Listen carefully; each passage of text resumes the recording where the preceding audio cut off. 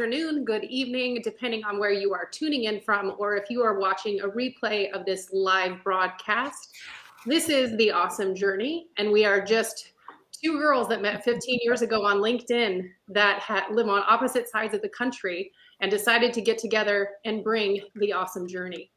And one of our primary focuses was to bring incredible, diverse individuals to share their stories and challenges, and which ultimately, you know, the fact is all of us are on this personal journey together.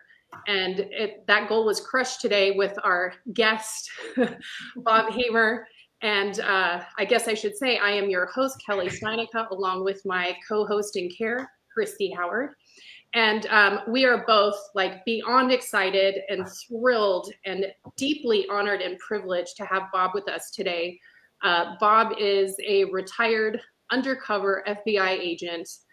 He was with the FBI for 26 years, retired in 2006. He successfully posed as international weapons dealer, drug dealer, gang member, white-collar criminal, hitman, and pedophile, and many others. He has received some of the most coveted awards from the FBI. He is a best-selling author, and he is also a Marine Corps veteran. And to say thank you for your service does not even begin to feel strong enough, because Bob has quite literally looked in the face of the darkest underbelly of humanity, and he never blinked. So that being said, I do want to hand it over now to my co-host in care, Christy Howard. Hello. It's a sunny day in Florida, and you guys are barely awake over there on the Pacific side. But anyway, yes, Bob and I connected, 2011, through mutual undercover people. I tend to like these gentlemen and women because they're cool and they do things that we always think that's only on the film. And actually, Bob knows, rest his soul, one of my favorite authors was Vince Flynn. And that's, as a young child, I just really got into those kind of books, and I just get into this. And so we wanted to, as The Awesome Journey, it's about the awesome journey where we go through the good, the bad, and truly shitty at times, but also understand how we get through it. It could be your faith, it could be your family, it could be just the love of life, or understanding that this is a journey that you have to go through to help other people. So thank you, Bob, for joining. And I'm excited. I'm excited for you to share your stories. And yeah, there's people that I know that have read your books, and you can just, it's all yours, Bob. Well, you didn't mention my technical expertise. The audience has no idea how difficult it was to finally get me on here, because we spent about 10 minutes trying to navigate through Outlook, LinkedIn, Facebook, and everything else. So, well, Mercury is in retrograde, and you know, last week we started 2 minutes early. This time we started 2 minutes late. So there you go. Yeah. No, such is life. So it's all. So the platform's yours, Bob. Share your story. Okay. Why you did what you do and what happened. Yeah. So I spent 4 years on active duty in the Marine Corps, and I love the Marine Corps. I didn't like what I was doing in the Marine Corps. They wouldn't let me change my MOS, my military occupational specialty. So I was getting out and was looking for something more exciting than what I was doing in the Marines. I'd applied to both the CIA and the FBI. I literally scored a 0 on a CIA personality test. The psychologist, after I took the test, came out and looked at me, and he goes, you know, I've never seen a 0 personality. So my wife likes to occasionally remind me that I'm the person declared by the federal government to be a 0 personality. I was very fortunate. I had also applied to the FBI. I'd done well in the exams, both the written exams and the oral exams, and then they had a hiring freeze. So I'm getting out of the Marine Corps. It's a Monday. I'm getting out on Friday. The CIA had already passed. The FBI had said they were in a hiring freeze. I had taken another job up in Los Angeles. And it was like, I really didn't want the job. To this day, I can't tell you what the job was. I just turned on my zero personality and the guy hired me. And Monday night, I prayed to God and I said, you know, God, we tithe. You're going to get more money if I take this job up in Los Angeles. But I wish that the FBI or the CIA would call. And honest to Pete, the very next morning, I was sitting where I do my best reading, and the phone rang, and Debbie knocked on the bathroom door, and she said, "Hey, it's the FBI." So I finished my paperwork. I rushed to the phone, and the guy said, "Look, we just had someone drop out of our September class.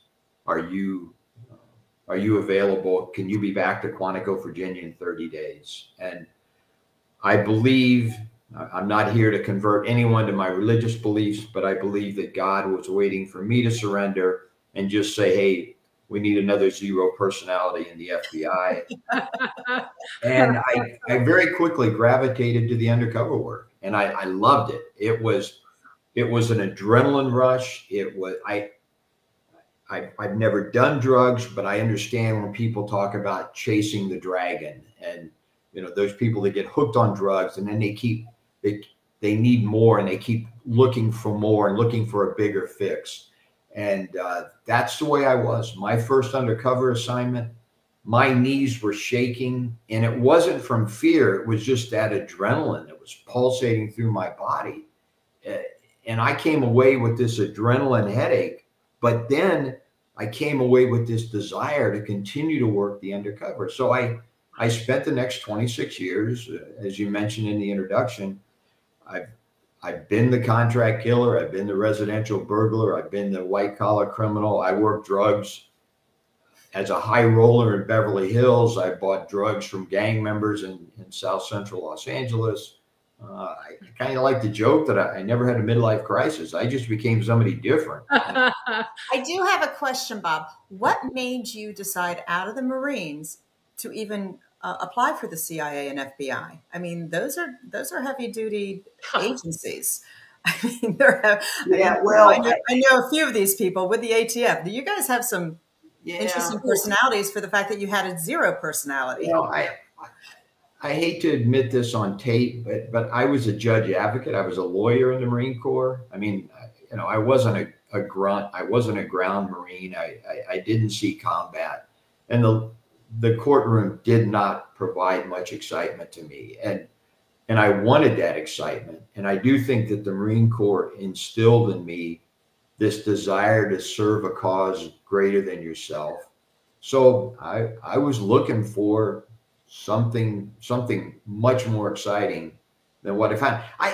Look, I'm much older than you ladies, but I grew up in the Perry Mason generation, and I just assumed that everybody was innocent. And at some point during the trial, the guilty person came running through the back door and said, "I did it. I did it." And look, I don't mean to besmirch the Marine Corps, but everybody was guilty. So every trial, and I had about 150 trials, every trial came down to whether the evidence is admissible, whether the confession was legally obtained. It was never a whodunit.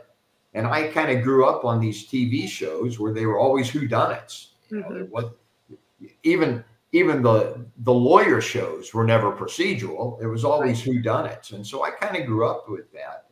Christy, you mentioned, you know, Vince Flynn. I kind of grew up with that type of thinking and seeking out that type of excitement. So I think it was probably only natural for me to lean in this direction of something, not the procedural courtroom stuff, but the actual boots on the ground. Like 180, big time. So I want to quickly, because we have people here. Everybody was excited because we're doing, you know, the Awesome Journey is very different from anything that we plan. we plan on you ever seen on LinkedIn, because we're going to bring just a bunch of diverse people, not just always about business. I mean, this is business because you were doing business. So I just want to acknowledge a few people. We've got Paul. Hey, Paul. And just saying it there. We've got Harvey from the UK, my sidekick on Fridays. Yes. Holly. Holly loves our bling. Holly's from Texas. Hope's going to be.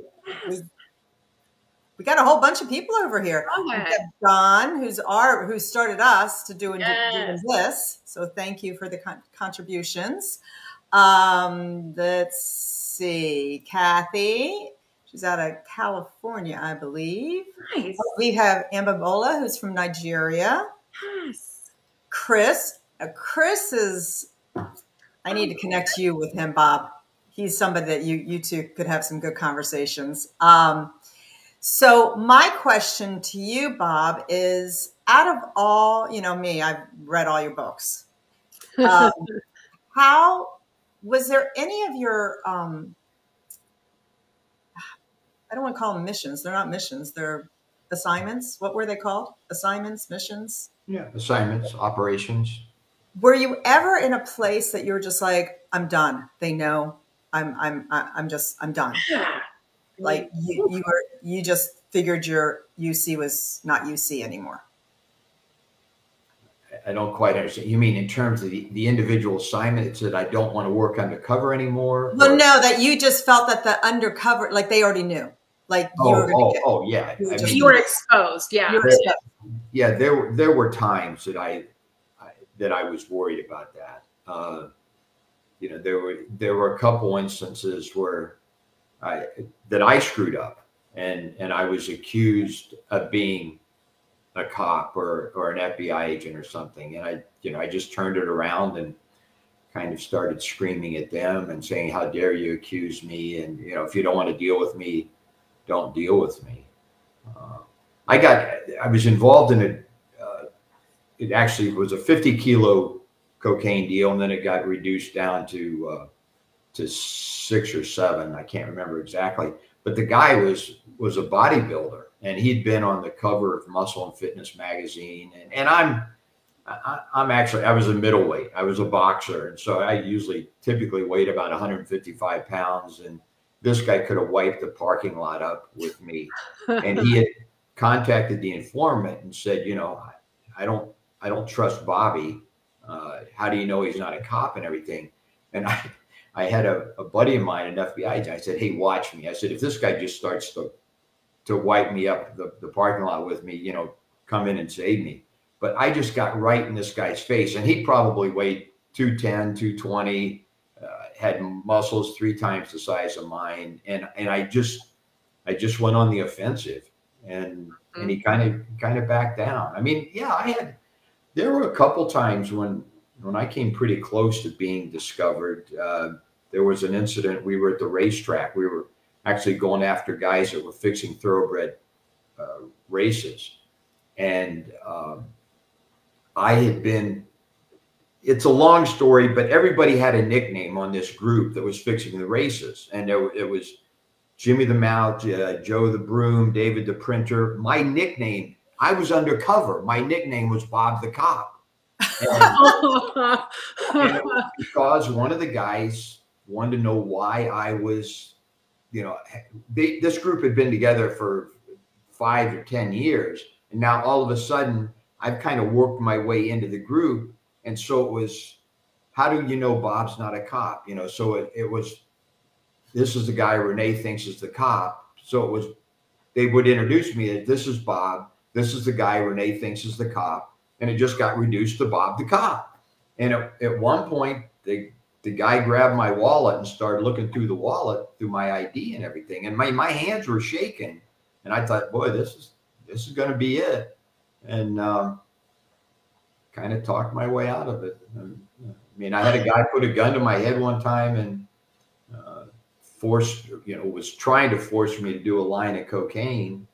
And I just told him, I said, look, I'll do your line, but I can't even do cane products when I go to the dentist. I can't do lidocaine or Novocaine. I said, my heart's going to stop. it's going to be up to you to explain to the paramedics. You could always do a Woody Allen. Wasn't there a show, Sleeper, where he sneezed all over it?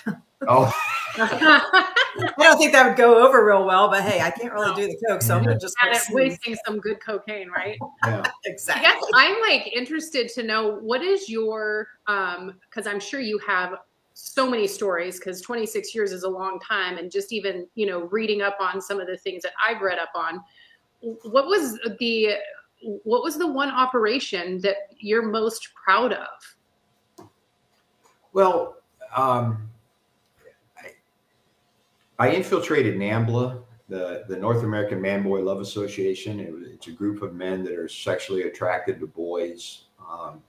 So that was my most difficult case. Not that, I mean, I've shot people I've been shot at.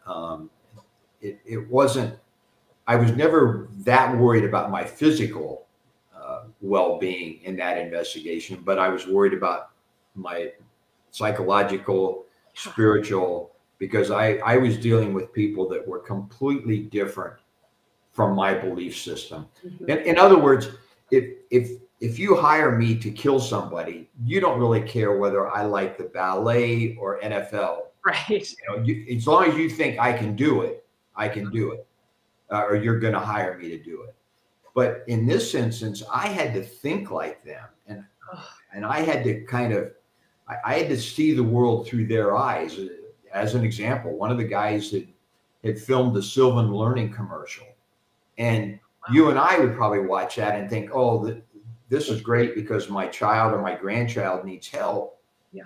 And no, this guy filmed it because he fell in love with the little boy actor and just kept playing it over and over again. Oh my God. Look, I've been married for a long, long time, and I love my wife dearly, but I'm a raging heterosexual. And so, you know, I like to look at beautiful women. And we were down in Cocoa Beach, or we were down in Florida with a couple of these NAMBLA guys, and it's beautiful. These women are running around in bathing suits, and I can't look at them.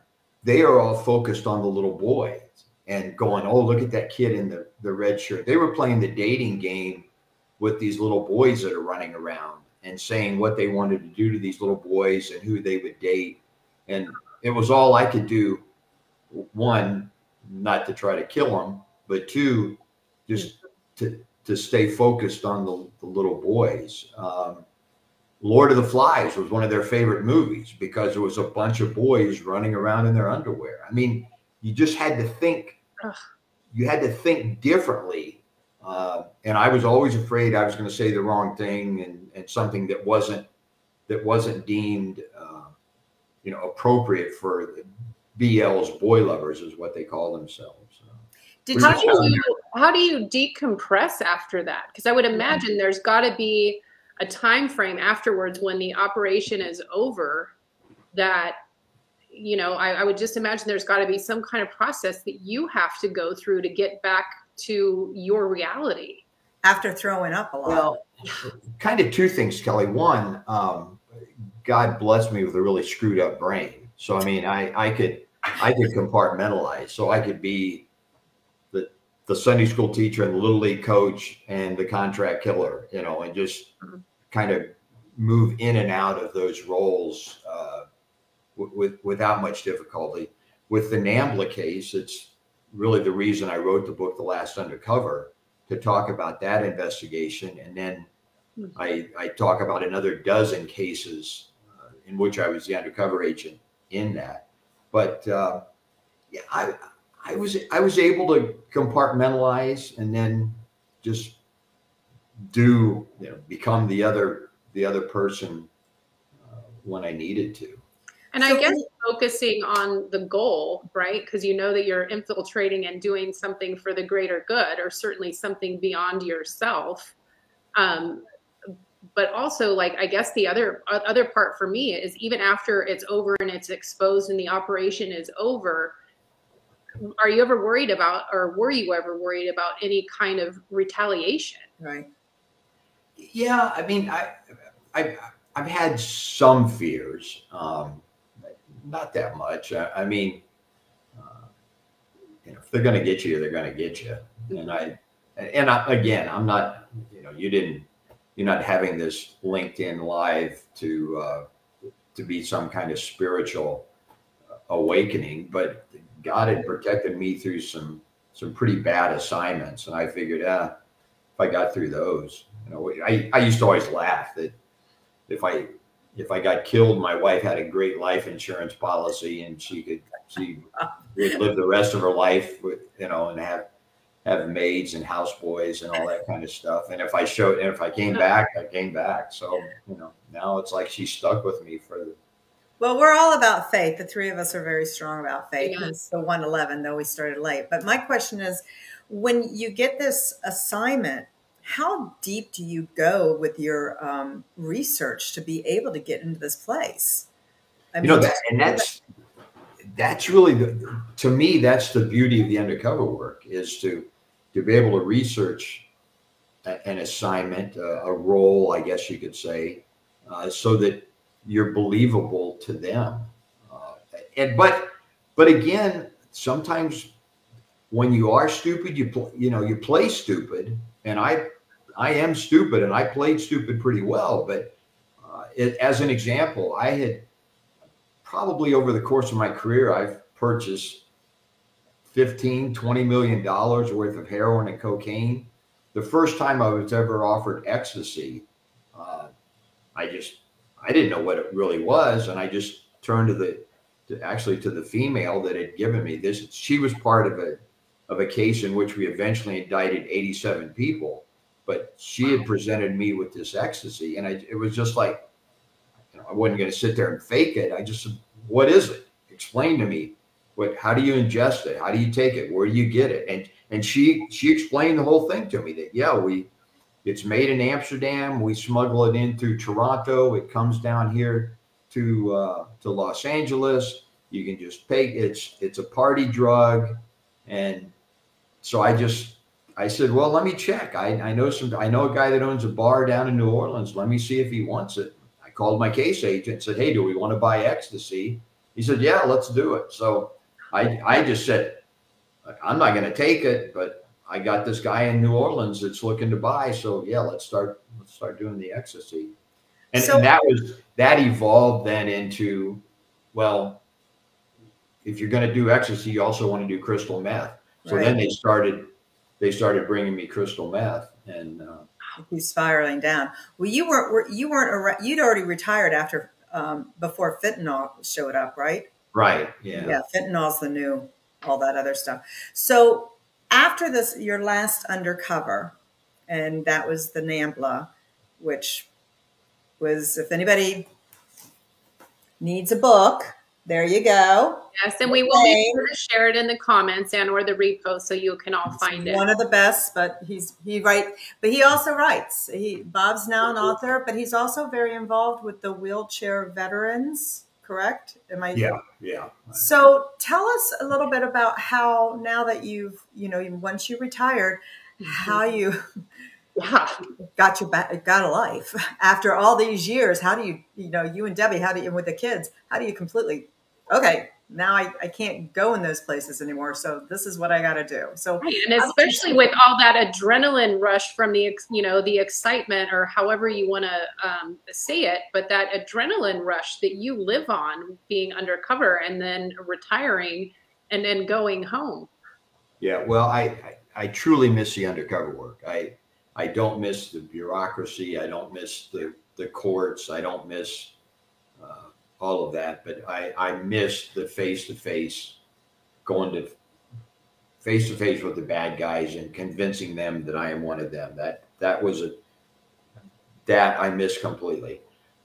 Chrissy, as you mentioned, I've written some books, and when my first book came out, fortunately I ran into the lady who was an admiral that ran the naval hospital, and the wounded were just starting to come in from Iraq and Afghanistan, and she was able to, and I said, look, I've written a book. I would love to come down and visit the wounded. So I would go into the rooms, and I have to tell you, it was the hardest thing that that I've ever done. At the time, our son was active duty in the Marine Corps. He was deployed to Afghanistan, and I'm going in there looking at guys that have lost 2 and 3 limbs. You know, their lives are changed forever. And I literally would just, you know, God, don't let me break down in this room. And there were times when I came home, drove home and listened to their stories and saw what happened and how their lives had been so devastated and how they had risked their lives for my freedom. I'd break down and cry when I'm driving because these guys are the real heroes. And, you know, I kind of get a kick out of that. So anyway, I developed strong relationships with these guys. Sometimes I stay in a room for 2 minutes, sometimes for 2 or 3 hours. I helped co-author a book with Ollie North called American Heroes on the Home Front, and it's about one of my favorite, the wounded and the wives and the impact that the war had on the kids.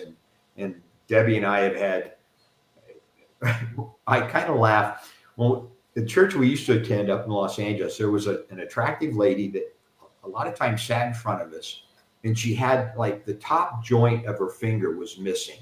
And it was like, oh, that poor thing, you know, she's deformed and she's pretty. And now I could rattle off 25 double and triple amputees that we've had over at the house. This weekend, we were pulling weeds at a double amputee's house. We went to a groundbreaking ceremony for a single amputee. I mean, we have been truly blessed, truly fortunate to be around these people. And I laugh because in Hollywood, or you have people that will pay thousands and thousands of dollars to have lunch with some celebrity, and be it a politician, be it an actor or something.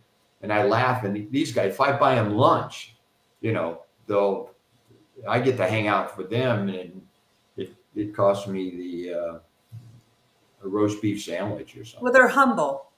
They're, you know, we could have the conversation about Hollywood and real people. I don't want to waste my breath. No, but for the fact that those people, the gentlemen and the women that come back and they have fought for our freedom, and Hollywood is turning around and putting the movies out. And that's why, you know, people don't believe in the UC. They don't believe that he's undercover. You know, I've been around some undercovers where they'll be like, oh, you didn't do that. That's just make believe. There's no way. That's just, you know, and it's like, yeah, where do you think the stories come from, people? Right. Right. And to be around people that have lost their limbs and still see the brightness of their life. And again, here's the whole awesome journey that we've got one guy that I love, and he's a triple amputee, and you'll say something to him, and Brian would just say, I can do the same thing I used to, only differently. That's right. And I mean, their approach to life, and it's tough for you to sit there and complain about your hangnail when these guys, I know the guy's not watching, and so I'm not going to mention his name, but I spoke at a couple of weeks ago, I spoke at a group, and I took 2 double amputees with me. And I usually use the proceeds from the book sales to support whatever charity these guys represent and everything. And I'm sitting there with 2 double amputees, both Marines on both sides of me. And this guy comes up, and he was a former Navy, in the Navy, a pilot, and was complaining about his neck and how he goes to see a chiropractor for his neck. And that was, and it was like, dude, you're going to complain about your neck, and these guys have no legs, and these legs aren't coming back. And at least you get to see the chiropractor for an adjustment. Exactly. I mean, read the room, man. Paul asks a question. He wants to know, Bob, I'd love to know what's been the greatest question and lesson that you've asked and learned in life. Oh, wow. Paul's our old soul. He's all like 26, 27. You know, I always said that the one thing that the Marine Corps taught me was to be decisive, and right or wrong, make a decision. And I know I always sort of used that even in my undercover work. That I would just, hey, right or wrong, make a decision, and just keep moving forward. And sort of the idea that a good plan executed is better than a plan discussed. So rather than sitting there trying to decide, okay, how do we make it? What do we do? What do we do? What do we do? What do we do? Just do it. Right. That's kind of that whole Scrum approach, right? Like continue to move it forward, fail fast. Sort of jumping out of that plane, just do it. Yeah. Yeah. Yeah. So I think that the decisiveness, I had a faith that sustained me through some really tough times. People that quote the Bible that sort of take it out of context, and sometimes I think, oh, that really doesn't apply to this situation. But Deuteronomy 31:8, and probably God only meant it for Moses and Joshua, but it said, the Lord himself will go before you and be with you, and neither leave you nor forsake you. Do not be discouraged. Do not be afraid. And so for me, I thought about that a lot. I got to tell you, at the NAMBLA case, when the first time I was going to meet these guys face to face, we were at Grand Central Station, and we were meeting in the lower concourse where the food court is, and I wasn't sure this was going to be my first face-to-face encounter with these boy lovers. And you were a journalist. Because people who haven't, I want to clarify how you went in as an undercover. You weren't one that was, chasing the boys. You went as a journalist. When I was an FBI undercover agent. Well, I know, but you're undercover. You were a journalist for NABLA. Well, not really. I mean, I'd written some articles for their magazine, but wasn't that your undercover persona as a journalist? No. No. Oh, okay. First of all, FBI undercover, you can't pose as a journalist.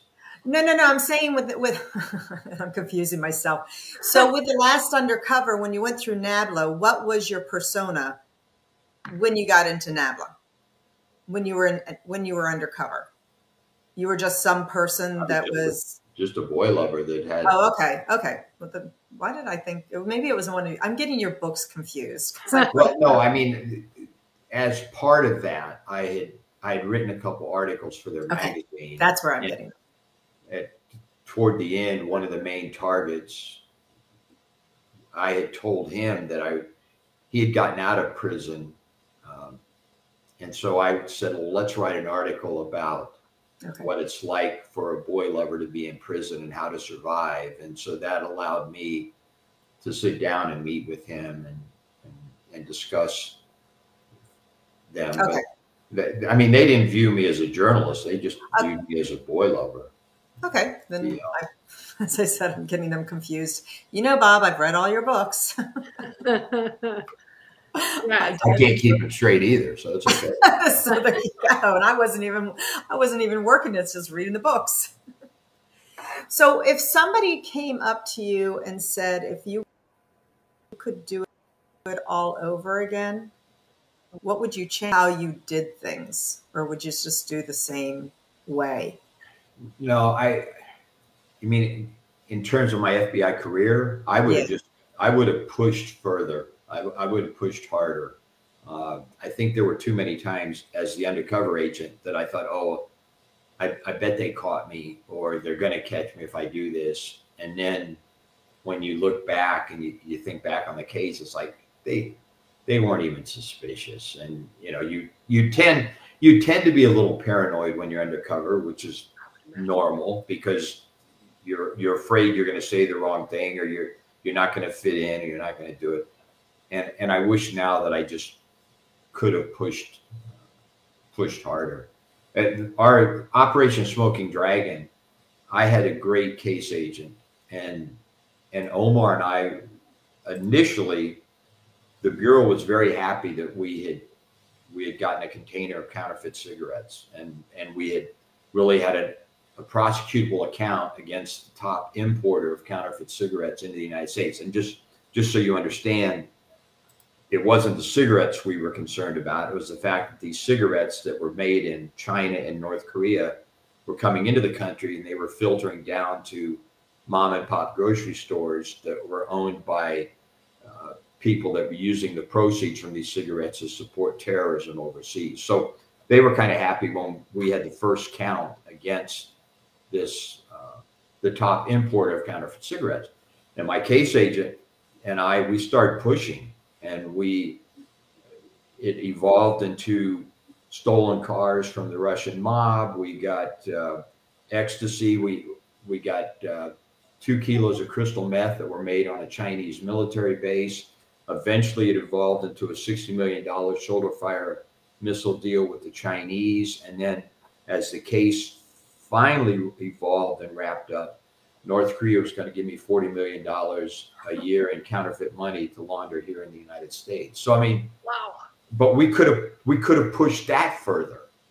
And even when we wrapped up the case, Omar and I talked about, man, we could have gone this direction. If we would have pushed this direction, we could have taken it this far too. But it started out, I mean, that was 3 years. That case lasted 3 years. I was undercover for 3 years. So when you go and undercover that long, and a lot of those cases are that long, how do you go back to Debbie? I mean, do you go home, switch it off, and go back? It wasn't. And how did she deal with this? I mean, you have what, 4 children? How many children? You've got 2 children, a boy and a girl, right? Yeah. No, I wasn't deployed. It wasn't like, I mean, there's some undercover agents that have left their town and gone someplace else for months at a time. This wasn't like a military deployment. I was going home almost every night that I was in town. I was living a normal life. I just was very cautious when I would leave my undercover meetings to make sure I wasn't being followed and all that. But I had close to 1,000. In that case, I had close to 1,000 meetings. Wow. And I would just imagine, though, even just going home,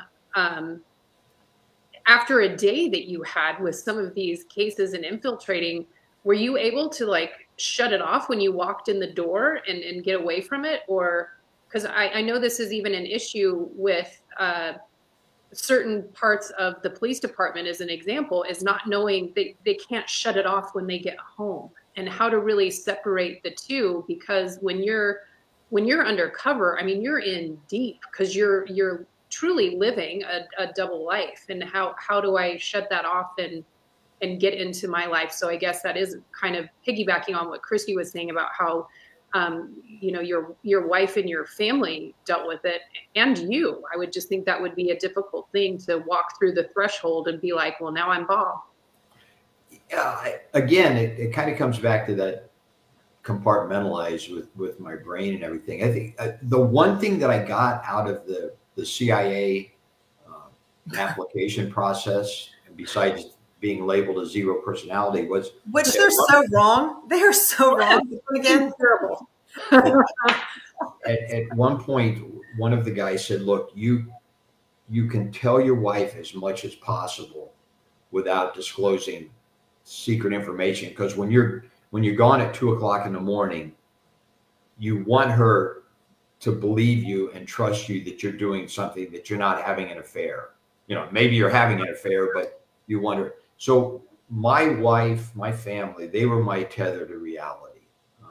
And you can talk to any FBI agent. I wasn't one of these guys that went to the watering hole after work and, hung out with the guys and all of that.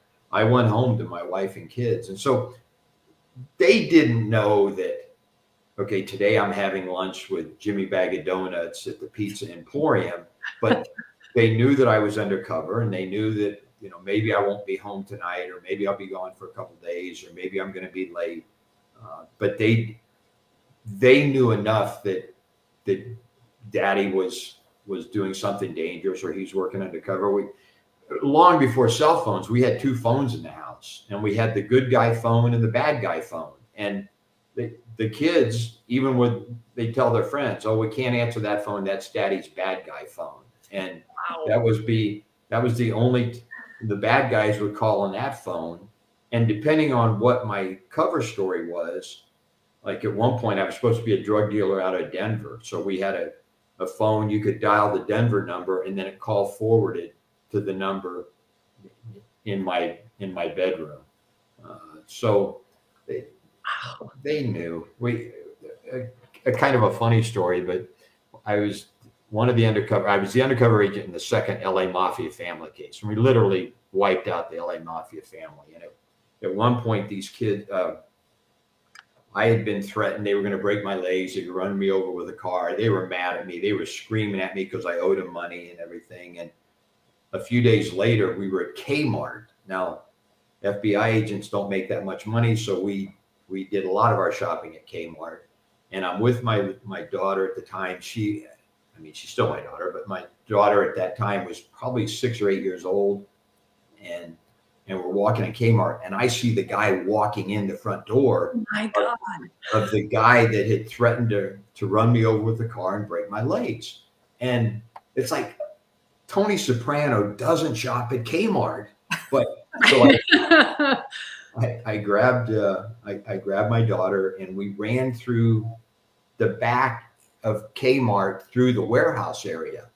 And weeks later, we were at the parent-teacher conference, and the teacher had said something about that Erin had mentioned how special her daddy was.